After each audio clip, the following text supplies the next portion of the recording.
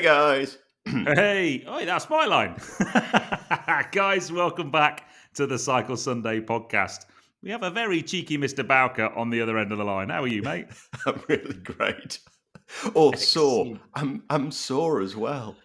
Now we need to find out why you are, but a couple of Yes. bits of housekeeping first of all. I guess Yeah. the first thing we need to say is anyone who's been tuning in regularly at 6 o'clock on a Sunday for the Cycle Sunday podcast will have noticed a slight gap last week because we didn't put an episode out.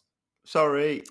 Really, really sorry. It's one of those classic examples where Paul is flat out at the bike shop at the moment and only able to kind of film at certain times. I am flat out, certainly was last week. I actually went up to Edinburgh or up to Inverness last week on a launch and it's had a very, very busy week. And we kind of got to the end of the week and realized that we just didn't have any time to record the podcast. And we had no option but to just basically not do one. So we will apologize profusely and hope that doesn't happen again. So please forgive us. Please. Yeah. But if you watched last week's Cycle Sunday, it was about cleat fitting. And I guess we said most of the things we need to in the video. For me, it was yet another example of stuff that I either didn't think was that important but ends up being quite important, or stuff I thought I knew about and didn't. It opened my eyes to a whole bunch of stuff. Yeah. Yeah. It's just the importance of knowing how to set a bike up properly. And it's something that you learn over time, or it's something that you get your local friendly bike shop to help you with. But I think Yeah. the biggest takeaway with all of this is nobody is too young to learn. And as my father No. always said to me, learn one new thing every single day. And I certainly do. So you often say to me or refer to me as that encyclopedic person in the bike industry. I'm not. I learn every day. Every single day, I learn something Yeah. new about cycling, about bikes, about bike components, about the bike industry. Most importantly, I learn something new every day about the squishy organic things that sit on the top of it. So, Yeah. never ever be that Do you know, person I that went thinks they on know everything.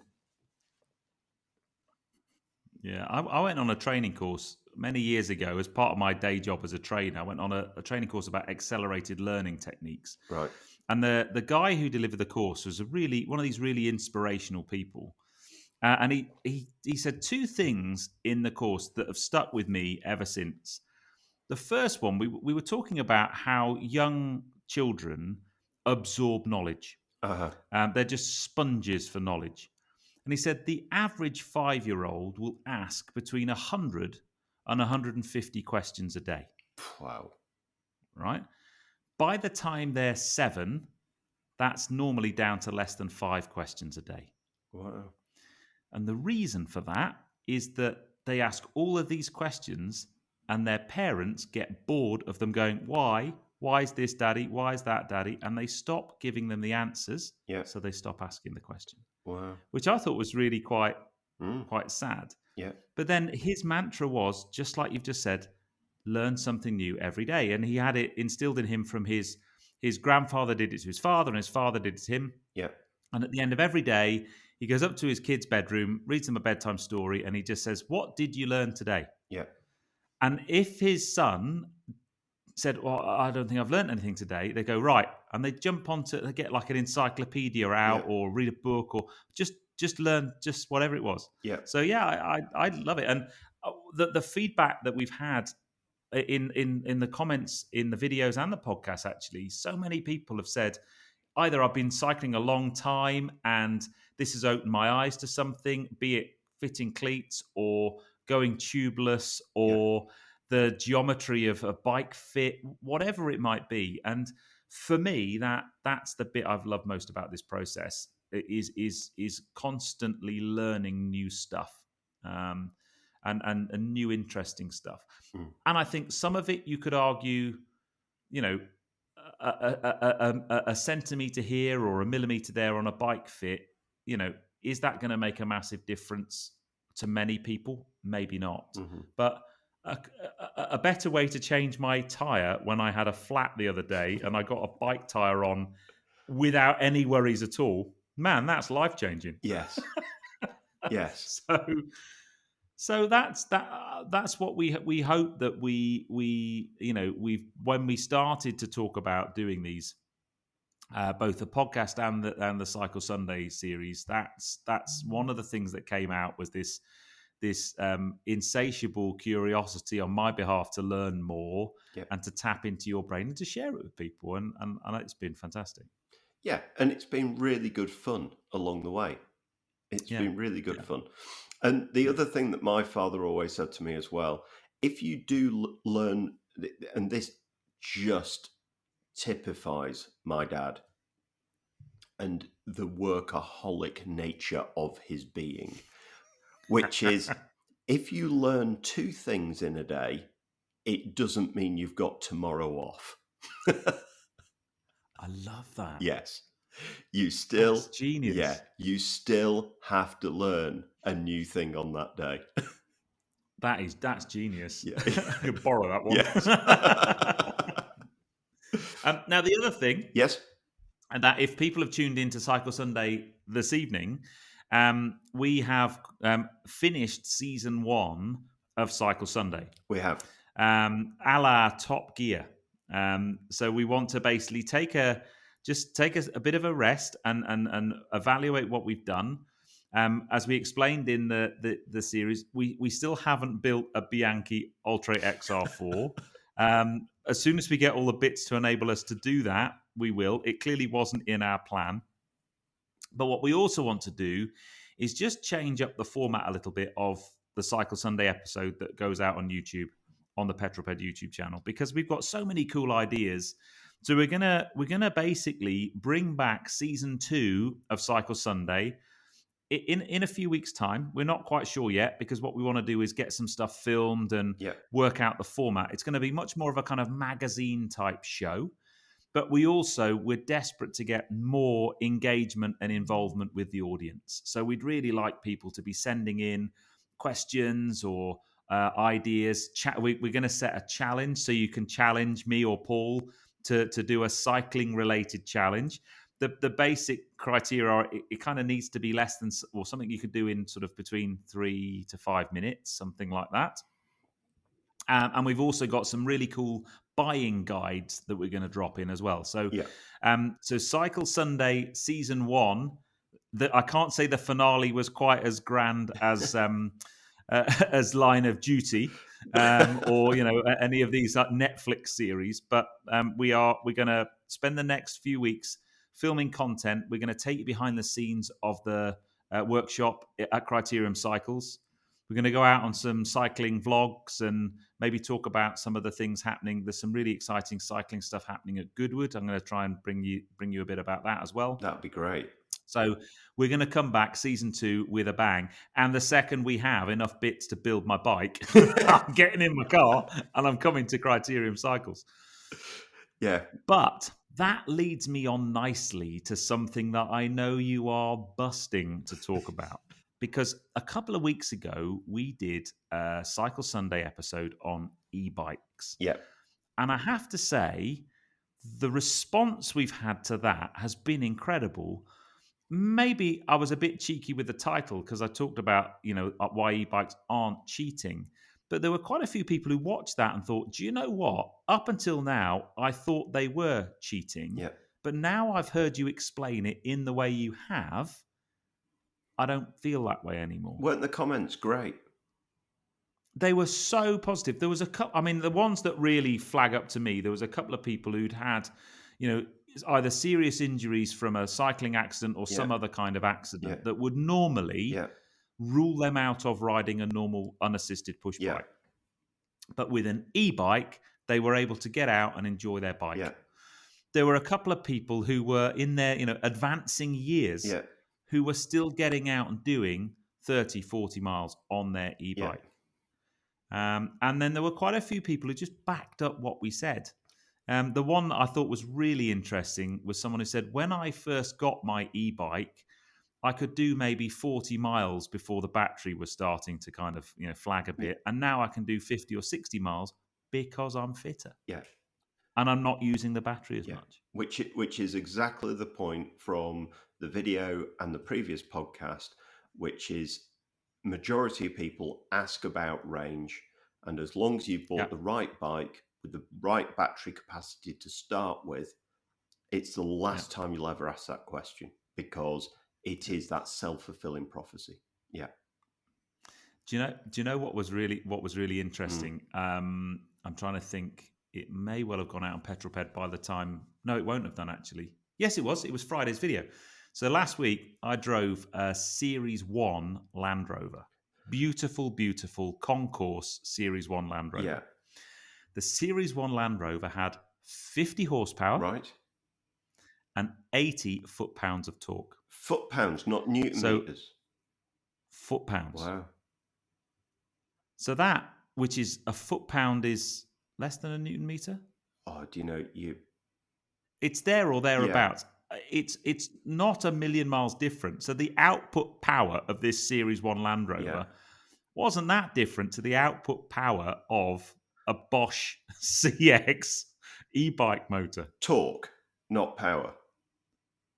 Well, I don't. 50 horsepower is probably more than 250 watts. Yes. I would guess. Again, I don't Yeah. know, but So but torque-wise, Torque-wise, yeah, it's staggering. I mean, I know. it is absolutely staggering, and yeah, I am busting to tell you. So come on then. So there are a few things happening in the background here, people, which is going to cost me more money. So firstly, Rosie and Paul. Yeah. So Rosie being Paul's better Very, half. very much better half. Yes, have now taken delivery, and again, we talked about this in a podcast a couple of weeks ago. Have now taken delivery of their Trek Rail full suspension mountain e-bikes. Yes, we have. And you went for your first ride Yeah. yesterday. Would it be a real pun if I turned around and said I'm buzzing? Oh, no.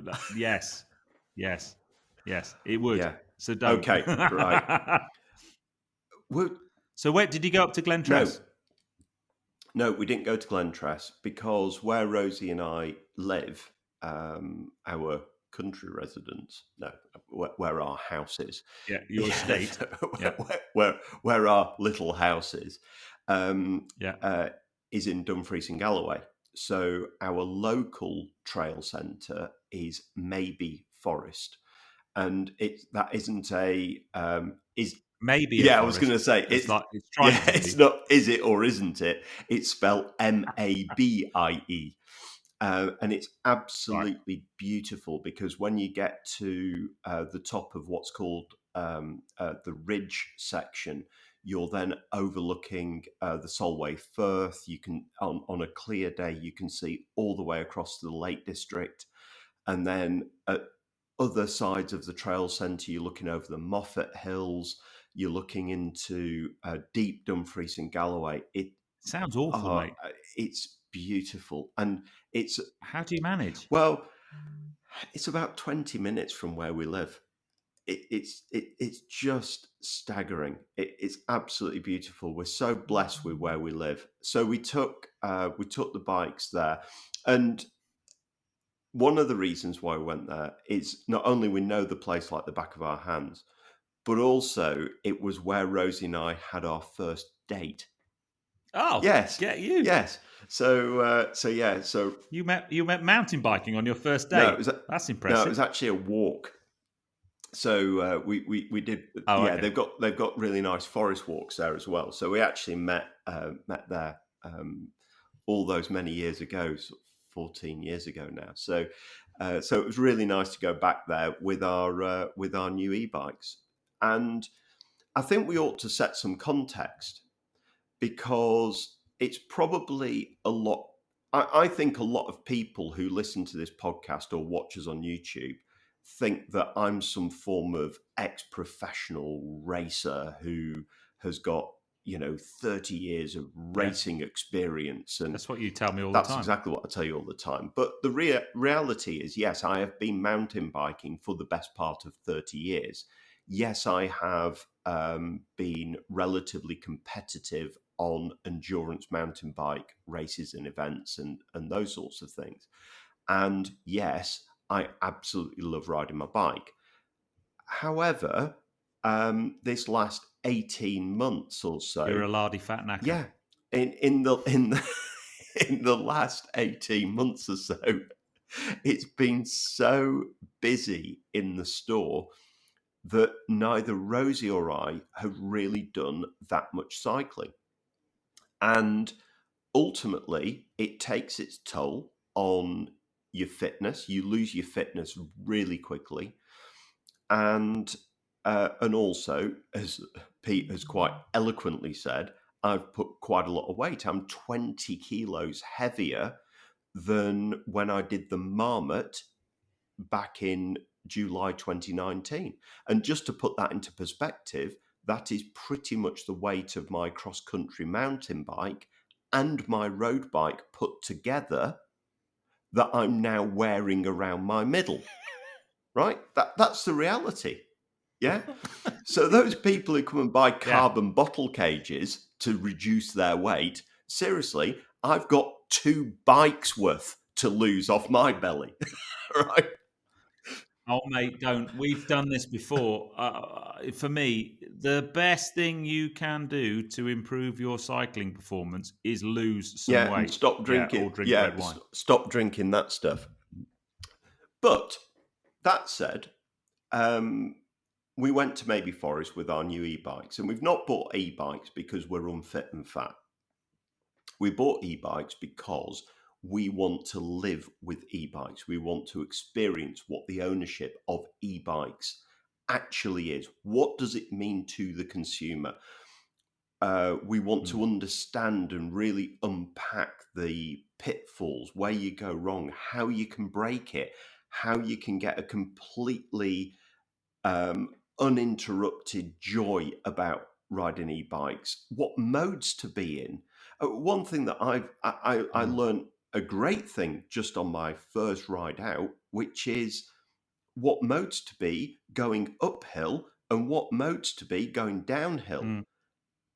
And my goodness, it is the opposite of what you think, right? So we'll unpack that a little bit. Okay. But first and foremost, I want to give a summary. I know it's the opposite way round of what you'd normally do, but I want to give the summary. Number one, when we loaded the e-bikes into the back of Jasper being our van. Yes, your beautiful orange Yes. van. Not once did I worry about whether I'll be able to get around the red route at Maybe Forest. So not for a second did I think, oh, actually, can I be bothered doing this today? So as I've said a number of times on these podcasts and videos, what e-bike ownership, first and foremost, is it gets you over the thought of going out on your bike and actually gets you out there in the first place.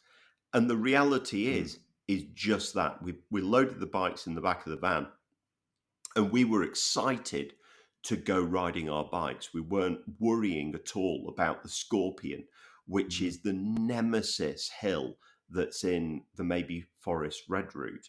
We weren't worried about the contour climb, which is quite steep and rocky. Is that the kind of hill where you pull a lung? No, more than that. It's called the Scorpion because it's got a sting in its tail. So it's already steep and you're already breathing out of your ear hole and your bum hole when you're 2/3 of the way up. But the last third just looks like a wall in front of you. And, you've already run out of gears by 10% up. And there'll be loads of people who've ridden Maybe Forest and they go, I don't know what you're talking about. I go up there in my big ring. Well, good on you, well done. But Yeah. it's it's steep, and it's one of those things that it plagues you when you're driving over there. You're going, right, okay, I've been there for the last 10 years. I've never walked up the Scorpion. I'm going to get up the Scorpion. Am I fit enough to go up the Scorpion? Have I drunk enough? Have I taken all my electrolytes? Have I taken all of this? Have I done that? Rosie and I, we were just chatting about the day when we were driving over with our e-bikes. There was no conversation around that because guess what, guys? We've got 250 watts and 85 newton meters of torque if it all goes Pete Tong. Yeah. You worry about a lot, Oh, I mate. do. Yeah. And it's one of those things. I'm going to put you on the Scorpion, not on an e-bike, and I'm going to get you worried about it as Yes. well. So, Well, yeah. I might, never know. I might be on an e-bike when I come up to Yeah, do that. quite potentially. So, so we went across to Maybe. We got our bikes out of the back. We did a bit of a photo op and posted that on Facebook. And then we went out. And do you know what? Rosie and I, all the way around, rode together. Mm. There was no area of that particular ride where I was faster, Rosie was faster, nobody was waiting for anybody. We were just together riding. So the strengths and weaknesses that Rosie and I have, which is Rosie is lighter and actually fitter than I am. So she normally pulls away on the sort of gradual climbs or on the flatter sections. She's really quick on those. She drops you She quite a lot drops then. me What's what quite you're a saying, lot. really? But then on the technical descents, where Rosie's a little bit more cautious, just because I'm a bloke and everybody knows that a bloke is effectively an 8-year-old child that never really grows up. So, force equals mass times acceleration and all that. Are you saying that gravity has an effect into this? No. Yes. Maybe. But it's one of those things that because of the capability of the Trek rail, it's far more bike. Without getting too nerdy, it's 160 millimeters suspension travel at the front end with 150 millimeters of travel of suspension at the back end on a 29-inch wheel platform. I mean, it's a full, what we would classify as an enduro mountain bike that would normally be far too much bike for Rosie and I to take up the hill in any form of performance orientated way. But it's the sort of bike that you really want when you're coming back down again. And this, for me, is the blend of the e-bike that I love the most. It allows you to ride hard on the climbs and still get a proper leg burn. I mean, that was the big thing that Rosie mentioned as about a third of the way around, was that she was not expecting to be as out of breath, sweating, and as worked as hard as she had done on the climb sections. But then the way that it felt going down the way, she had so much more confidence and so much more enjoyment on the descents that she would never have experienced otherwise. So it blew us away in that regard. And the other thing that Rosie tends to get when she's on a ride, and I don't know for any of the female listeners, I don't know if that happens, if this happens to you as well. But Rosie has what is known within the family as Dumpty Dumps. And what Dumpty Dumps is in our family is those moments where the priority of Rosie's riding is around priority number 7 or 8 of actually what's going through her head at the moment. She's thinking about so many things that happens within a life that actually the act of riding a bike at that moment in time is about priority number 7 or 8. And normally at that point, because I can't think about anything other than riding, because I'm a bloke and I can't multitask, I normally then drop her at that point while Rosie's going through a dumpty dum, dumpty dumpty dum moment. But the difference was on Sunday was rather than the Dumpty Dumps and me have to wait for 5 minutes for Rosie to catch up, she just put the bike into turbo, realised I pulled 300 to 500 metres on her, and just put a foot on the gas. So I never ever knew that she dropped behind. It just pulled her back onto my wheel again, and she then dropped it back down into eco and carried on as if nothing had actually happened. And it just kept us together all the way around, and we just enjoyed the ride all the way around. Really cool. It's really cool. And I think because I mean, Tracy, Mrs. Petroped, she's got a bike, and although we didn't ride it actually that much last year, but we enjoy going out on the bikes together. It's a nice thing to do. However, I'm much more confident and much fitter on a bike than she is. So, when you get to a hill, I end up going up the hill and waiting at the top for 10 minutes. Or, or you end up kind of, she'll get tired, or, we'll go too far, or go to a hill that's too big. And you just end up kind of having an argument or something. So it's quite nice that you can have something that levels that out so that you can just go out and enjoy a ride and yet still get the exercise. Yes. It's very cool. Very, very cool. Two quick questions, by the way. These might be stupid questions. One, are you running tubeless on those on rails? And second question.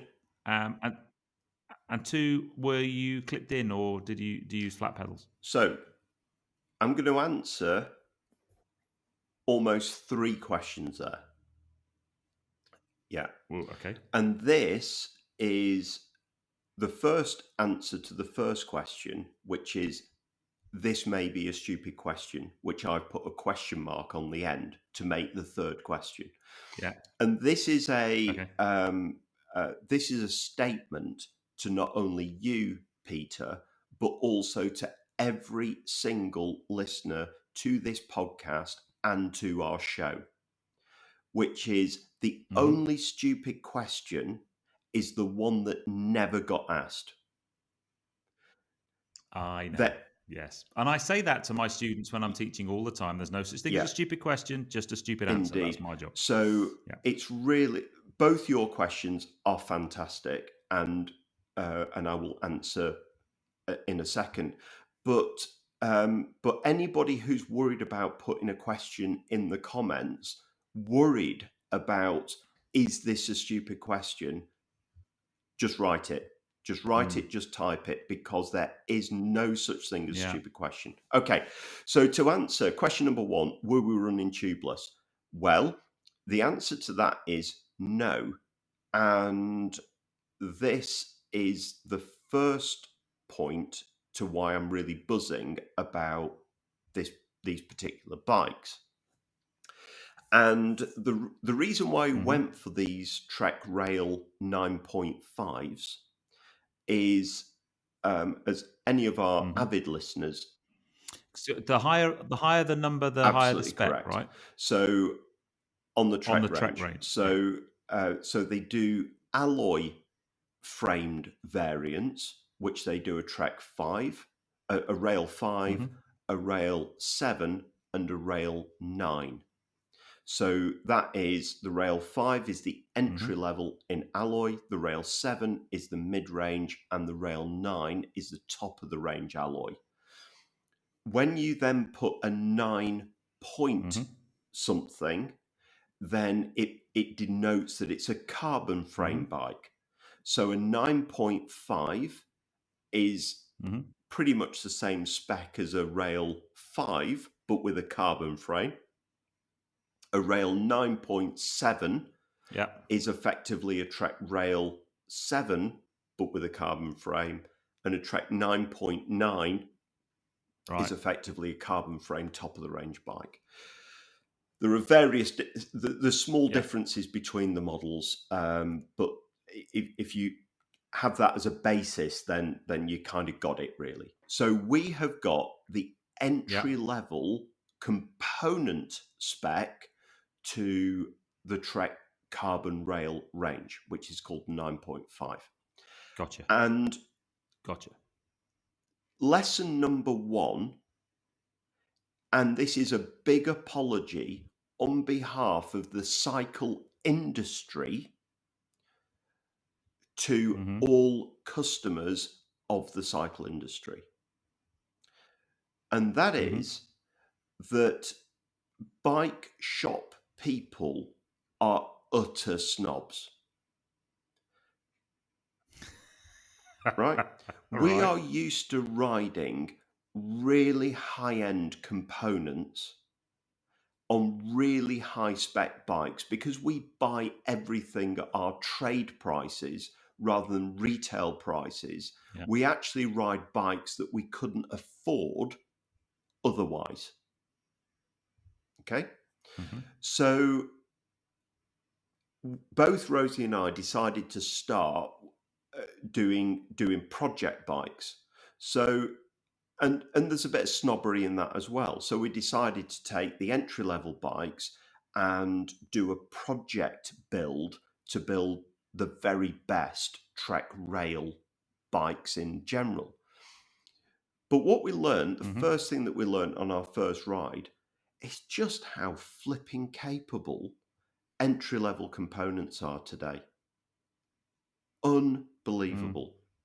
So the wheels that we've got fitted onto the Trek 9.5, yes, you can make them tubeless, but they're not. It's more of a ghetto tubeless setup as opposed to a proper tubeless setup. Mm-hmm.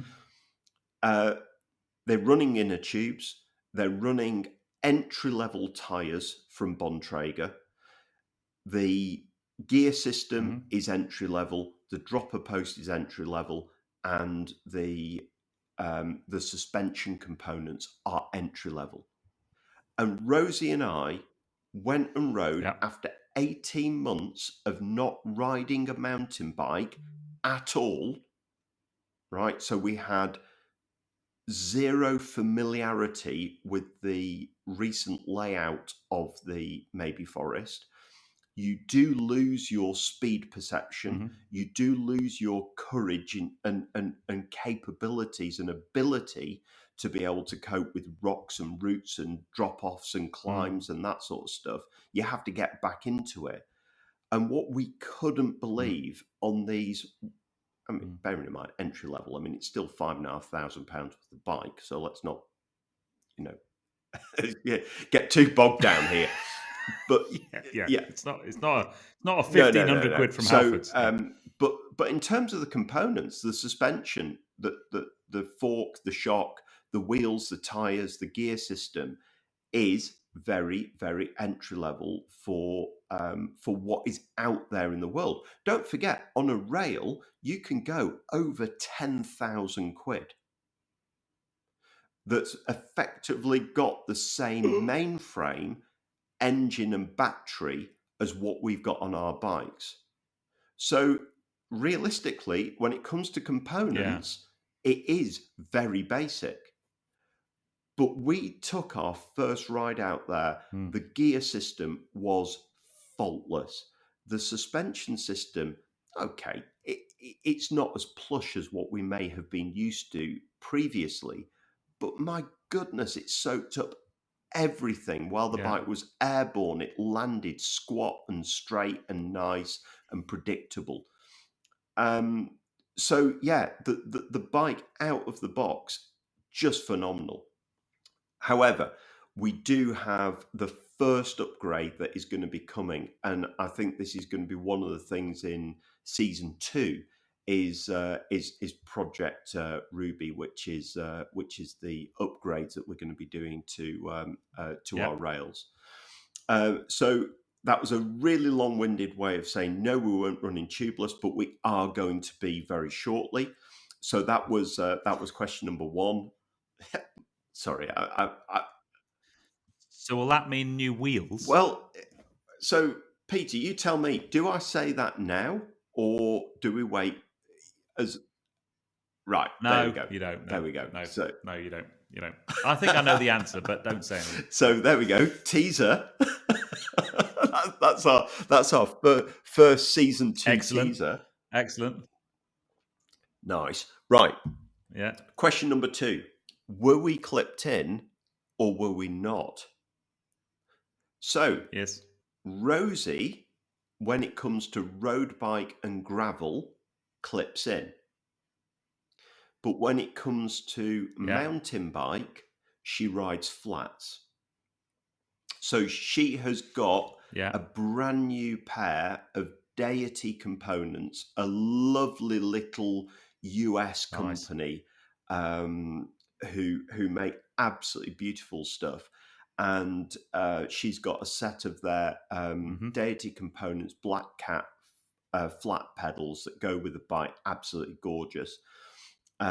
She runs her Bontrager flatline shoes to go with that, and she just feels that she's got that ability that she can go over everything with real confidence. She's a wheels on the ground rider, is Rosie. She doesn't go airborne at all, but she does all the drop off. She does all the routes. She does all the tabletops and everything.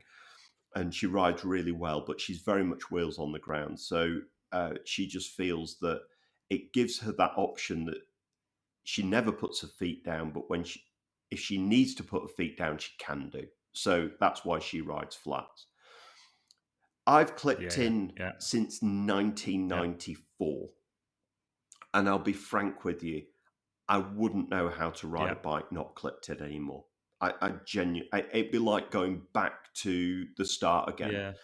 And for this bike, I've decided to treat myself a bit. I usually run a very lightweight pair of cross-country Shimano XTR pedals for my trail bikes.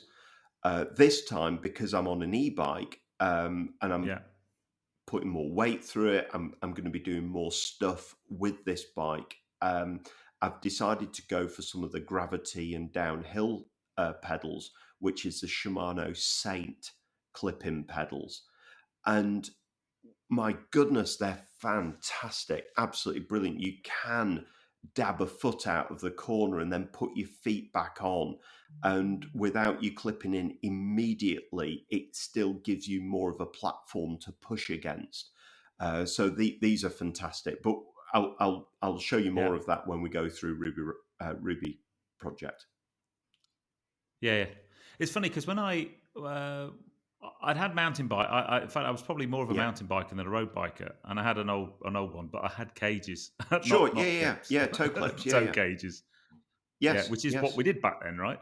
And then when I got my my Specialized Camber Comp, when we moved to the house we're in now, because I didn't have a mountain bike and I was into my road biking, and then I moved, and we had so many amazing mountain bike trails out the back of the house. I went and bought a full suspension mountain bike, and I actually bought it, and I bought some flat pedals, and I rode it out once with flat pedals, and literally the next day went to the bike shop and bought some half and halves, because I couldn't not be attached to the bike. And now in my old mountain bike, I'd have had toe cages, but I know how dangerous they are when you look back on them. You know, you can't. Really super dangerous, but because you can't get your feet off the bike quickly. But I just couldn't not be attached to the bike. And I I just assumed that riding clipped in on a mountain bike would be but there's so, and I guess the reason I asked the question is the roadies that are watching this, the way a foot clips Mhm. into a road bike pedal is quite different to the way Yeah, it it clips into is. a mountain bike pedal for me. And if you're riding a road bike and you're clipped in, and then you think that riding a mountain bike will be the same, it's really not. You can get your feet out the pedals much quicker and back Yeah. into them much quicker than you can on a road bike. 'Cause I'm sure if you rode a road bike pedal and cleat system on a mountain bike, you'd probably end up breaking Yeah. something really, First really and quickly. foremost, the pedal. Yeah, probably. Yeah. But no, that's interesting. So that's cool. So yeah, no, it sounds really exciting. And the more and more you talk to me about e-bikes, the more and more I'm setting budget aside for the end of the year. And I think I can see an e-bike coming to the garage. We've got him on for Mrs. Petrobed already, so I think it's a really difficult one because on a serious Yeah. note, so we've done a video on gravel Yeah. bikes and we've done a video on e-bikes, and I have a massive amount of desire and lust for both, Yes. but I can't afford both. No. No. And so I'm sitting there going, oh, do I go gravel bike? Do I go e-bike? And I I think that I was explaining. I was in my local bike shop at the weekend just getting some tubes because I bought my Yeah. bike to Cornwall and I'd run out of spare tubes. Yeah. And I was chatting with a guy in there who I've known for a long time. He kind of he wasn't the guy who sold me my Venge, but he's maintained my Venge for me a few Sure. times. And we were chatting about e-bikes because he watches Cycle Sunday, Oh, does he? which is very good. Yeah, yeah, Does yeah, he yeah, like? yeah, Does he like it? yeah, yeah, yeah. They're very Great. much so. Yeah, yeah. Great. So we had a really good chat, and I said the thing about mountain bikes or mountain biking round our way compared to road biking. What I love about my road bike is I love going out for 2 or 3 hours, a little bit longer if I can. It depends on how much time I've got in the day. And I just love going out for that 2 or 3 hours.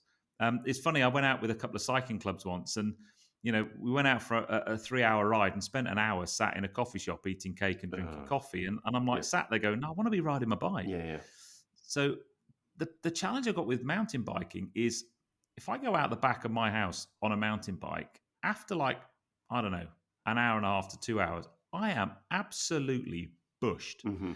So you end up doing reasonably similar routes. I can't really extend the range unless I put my bike on the car and drive out. I end up kind of using up all the trails near my house quite quickly.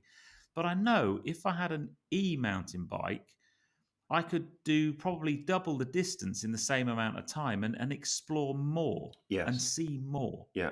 and not be, intimidated is the wrong word, but, I know I could do that. And if I bought a gravel bike, I know I'd still be bushed after probably maybe a little bit. I'd go a bit further because they're more efficient and stuff. Mm. So I know an e-bike would get me out and get me to see more. Yeah. There's a few things to unpack there, and I think they're really good observations.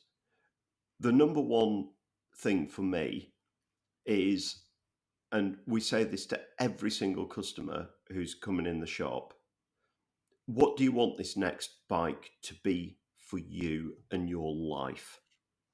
Yeah. So, is your next bike purchase about you, Pete Greaves, on his own, spending time out on the sort of gravel trails that we see on your dog Mm. walk videos? Or is the next bike that you buy, bearing in mind that you've got an Uber bike coming that is going to give you plenty of time to go out on your own and really Mm. enjoy being out on your own riding? Or is the Mm. next bike that you buy actually the one that you go, do you know what? I'm going to spend more time with Tracy. I'm going to spend more Yeah. Yeah. time with Yeah. Mrs. Petrolped. Um, Yeah. or it, because Yeah. I don't know about Because you, because one of the biggest takeaways of Sunday was just how much enjoyment I had spending time with my wife. yeah. That was, And do you know what we yeah, we take the dogs for walks and things, and we spend a lot of time together. yeah, But just to be able to do that kind of activity, and I know, and it's really funny because Tracy is not on; she wouldn't ride off road. So the e-bike that we're getting for her is the hybrid Alant, I think, mm, isn't it? so it's going to be ridden on the road. Mm. So you say, well, why didn't you go out with her on my Bianchi? Well, I could, but as you said, she'd destroy me. I would have Well, thought. the speed differentials are just totally different. And Yeah, it's something that I want to talk about with you, sort of off air, really. yeah, Is as a customer, not as a yeah, sort of podcasty thing. Um, yeah. is just about what you're wanting to do with Tracy, because it might be that you say that Tracy doesn't want to ride off road, but the Mm. same token, some of the dog walk videos that we see where you could ride, where you're not going to get bogged down with traffic and cars and all the rest of it, would that Mm. actually be a terrain that she would really enjoy exploring? Yeah. What? So go down the route of a powerfly or A something like power that. fly, yeah. So going Yeah. down to more, so she probably might not want to get into the, I want to, shred gnar. You'd be like, that's very inappropriate. Yes, absolutely. Do you know what? It's not a bad shout because you can still ride a powerfly on the Of course road, you can. Well, we do. but then We do what's called if the you want to power go on a fly. trail, Yeah, sorry, we do what's called the power fly sport, which is more of an SUV style of mountain bike. yeah. Do you know what? Yeah, and they look cool as well. They do. They look more cool than an Elan. Yeah. Sorry, Elan. So, well, no, the Alant's epic. It's one of A mega bike, one yeah. of our But best-selling e-bikes. But I'm just yeah, thinking about where we the are and the two kind of of you, correct? yeah. Because It's a very good shout one of the things, because it cost wise, they're not. There's not that much difference in no, cost. they're virtually the same. Because one of the things that has got me on to thinking about this, Yeah. and this is the level of care and detail that we at Criterium Cycles go into. No, but your recent Ferrari Pista video, Yes. guys, if you're cyclists and not petrol heads, which is fine, apparently, Yeah. do watch that video. It's Peter driving, I think, his third Ferrari, and it's Yes. a very special car, but also it was an Yes. absolutely great watch. So Thank you very much. clap, clap, clap. Anyway, Took a long time editing that. I bet it did. Flipping heck. So, but one of the things, and I have to apologise now after saying all of that. There was a couple of drone shots of the car on a road, coastal road, Hmm. next to the sea, and in Yeah. between the cliff edge and the road Yeah. was a coastal path. Yes. And I'm presuming that is down where you guys basically live. That you have a Yeah. lot of That those that was. coastal paths. Yeah. So Yeah. now I don't know what the laws are. So so please don't write into anybody and say, oh, Yeah. yeah. So, but I was just looking at those paths, those sort of gentle paths that, because it's following the contours of the cliffs, Yeah. that some of the climbs will be really achievable on an e-bike for somebody Yeah. who's not really massively powerful on a bike. But then the Yeah. flatter sections would be absolutely amazing on an e-bike as well. And I just Yeah. looked at those areas and I thought, hang on, the two places that you spend a lot of your time, Yeah. when I see your videos, which is the dog walk videos, which is just sort of beautiful open moorland on the sort of chalk Yeah. Yeah. It's true. places, and then those coastal paths that you see down in Cornwall and Dorset and those sorts of areas, and you just think to Mm. yourself, actually, is that not the right type of riding for the two of you. Yeah. No, you're right. You're absolutely right. Yeah. And I think part of, I mean, Tracy's it's a confidence thing, and not not she didn't ride a bike as a Yeah. kid, so I think it's that confidence in her own riding, and I think having an e-bike, takes the pressure off. If you're going up a hill and you're not going up it very quickly because it's hard Yes. work, then and you haven't got the speed, then the balance is more Correct. challenging, and then it's a more tricky thing. So yeah, no, that's a good shout actually. Good shout, my Right. friend. So that is definitely. So I was going to say, I can tell you're enamored with your new bikes. Oh, sorry. Did it not come across strong enough? I don't think so, mate. To be honest, I really don't. And I think what's really important here is that I am not an e-bike convert, an evangelist at the expense of non-e-bikes. No, I love. no, because Yeah. I think I was just going to say, because I love my road Yeah. bikes, obviously. I am super excited about taking delivery of the ultimate road bike and what that's going to feel like to Yeah. ride. And I've got plans already for adventures with that bike and long rides with that Yeah. bike. But that doesn't mean to say in parallel with that, I can't also look at an e-bike and the kinds of adventures and different types of riding you can do with that. Correct. And I think that's where we're and at. for me, certainly the gravel bike e-bike thing, the gravel bike I was looking at isn't a huge amount different in terms of budget than the e-bike. So, it's a the e-bike would be a little bit more money, I guess, but not too much. So yeah, good salesman, Mr. Well, Bowker. no, it's good qualification, sir. Good qualification. Yes. Exactly. Mate, it's not a million miles off of the end of the podcast. Look, we've been talking for nearly an hour. How did that happen? I'm just in my stride. Oh, mate, Maybe I'm like an e-bike now. Rather than just being out for an hour, we can be out for 2. Yeah. So my question though, here's a thing. So e-bikes are cheating, right? So physically, how are you after your ride out yesterday? I'm really flipping sore. Anybody, right? This is cross pull now. Can you tell? Has the tone changed? Right. Yeah. Anybody who comments and says e-bikes are cheating clearly has never ridden one.